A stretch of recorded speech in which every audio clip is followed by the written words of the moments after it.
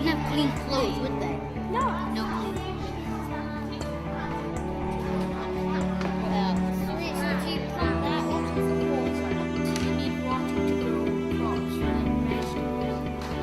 Global citizenship is an understanding for us as people, but particularly we're thinking about young people in schools, that they do not simply just exist within their own school, within their own local community, but they are connected and actually interdependent with young people and people right across the world.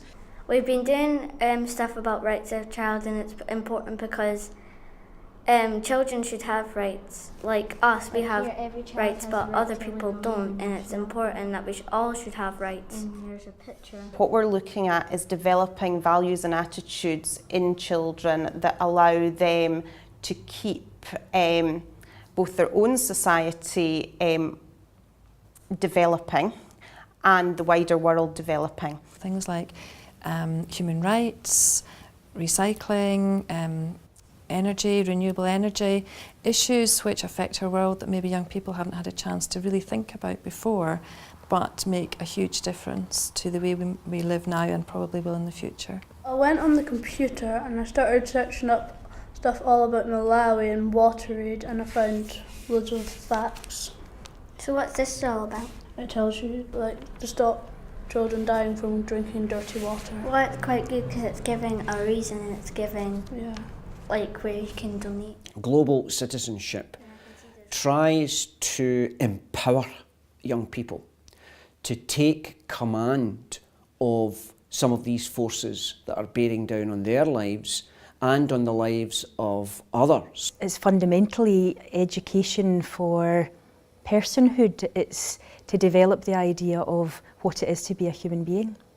The Global Learning Project has been central to the reform of teacher education.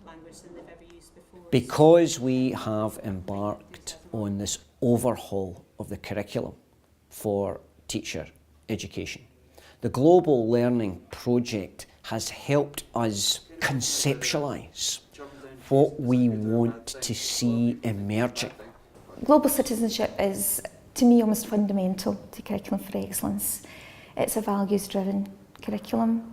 The 4 capacities are there. It encompasses very much of what you would be achieving through global citizenship. It also talks about the 4 contexts for learning: the personal achievement, the curriculum, the ethos of the school, and interdisciplinary learning. Now, that ticks every box. It's about them developing critical thinking skills, higher order skills, and becoming more rounded citizens. And I think that's what most teachers are trying to do anyway in their lessons, and global citizenship will help them to do that. In schools, we can do that by engaging children in projects and topics that are current and relevant, that they're seeing on the news, that they know are happening in the world, so that they can see a purpose to why they're learning about this. It really can engage often the disaffected learner because of the real life nature of it, because they're learning at their own pace as well. It really engages all types of learner. It's not a standalone, it's integrated within every aspect of CFE, and because you have the freedom now that you can take topics in a direction, not like the old days where it was all very prescriptive in how you had to tackle things.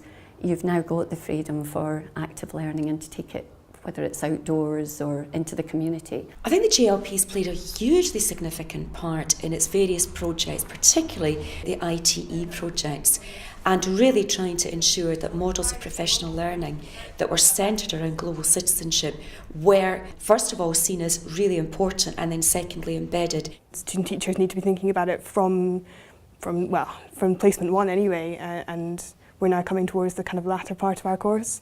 Perhaps it should have been there a bit before that, but yes, it's absolutely important, definitely. This year, for the first time, began to bridge that gap between what the student teachers have had in the initial teacher education programmes and as when they come to Glasgow as probationers. and we've had a sort of pilot project of that they have to work together in small groups doing a global citizenship project. The kids were basically to investigate the differences between the pay, the working conditions in other countries, and the kind of factories, Adidas, Nike, Reebok, Puma, compared to the prices that we're paying here for an Adidas t-shirt. We were talking very briefly about immigration and push and pull factors, and the kids' eyes lit up and they said, we're doing push and pull factors in geography. And I hadn't talked to the geography department, I had never communicated with them, but instantly there was an overlap. You know, they were doing that in geography, they were doing a bit of it in music, and I thought this is great because it's creating a sort of a consistency for the kids in their learning, and it wasn't even intentional. So it did open my eyes to how, you know, you don't have to do big massive ideal projects, but even if you're just getting bored with the sorts of things, little things that other departments are doing, and you have a bit of overlap. The work that the kids produced for me, I was really taken aback by it. It's obviously something that they care about. I mean, that must have taken a boy ages to put together, and they've quite clearly went away and put a lot of work into it. I found it to be really effective and beneficial, and I think especially, as I think somebody said earlier on, it really did tie in with a lot of the experiences and outcomes that I felt before I just was never going to hit, and a lot of the kind of skills that they were developing in other subjects, they were developing them in PE, and they could see the links. I think it's important that the kids do see the links between different subjects and the skills that they're building up within PE or home economics or in English, that they can then transfer them. We see in schools that affirm global citizenship that the traditional measures of attainment,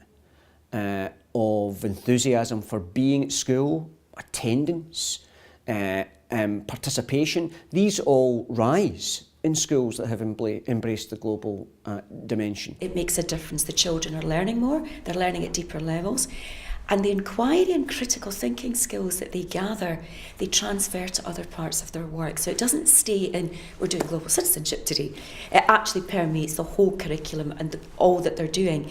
And so you start to get young people who are thinking more, digging deeper, teachers doing the same, and the whole school benefits from that learning experience. For me personally, I